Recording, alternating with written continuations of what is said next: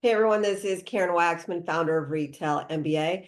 Today we're going to be talking about selling to Pottery Barn. So if you have a great product that's perfect for Pottery Barn, this little training will give you some things to think about in regards to selling to them. With that said, let's get started on today's training. So let's talk about Pottery Barn. Pottery Barn is a American upscale home furnishing store, and they also have a website that's doing well.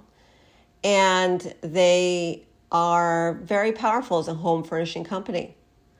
They have 180 something stores they're currently responsible for.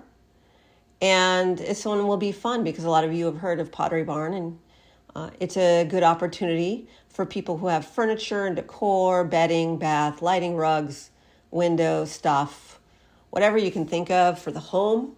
And they do include gift stuff. And I would never ignore them because you don't have furniture. A lot of times people don't even think about working with these types of retailers because they just are focused on the retailers they want to sell to. But they also sell outdoor stuff, furniture, and whatever else. It's something to play with. Definitely go stop by their stores. So the thing about Pottery Barn is that they have locations in the US, Canada, Mexico, and Australia. And the first thing I'd say about it is if you're having a hard time getting the US buyer to buy from you, maybe consider selling to the Canada location.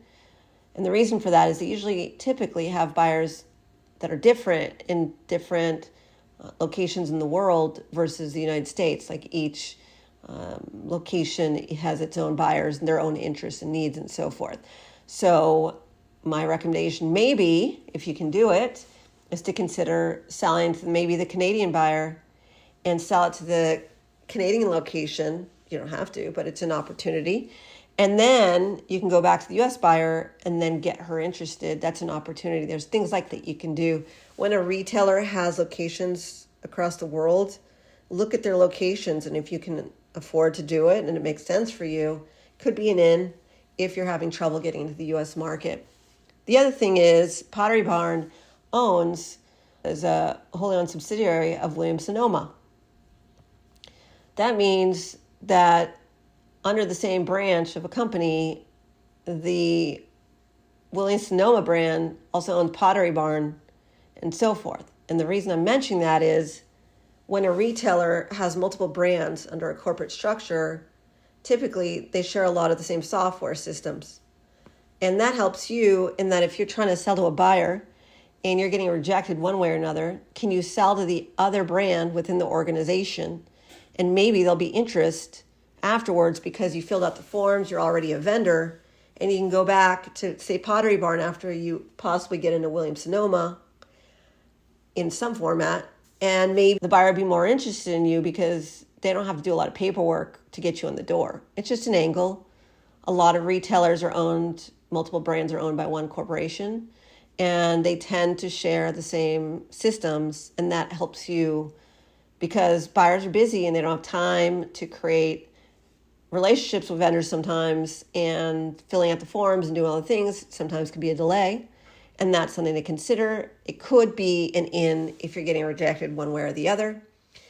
And the other thing I'll say is they have a very wonderful online presence. Many millions of people go to their website every single month.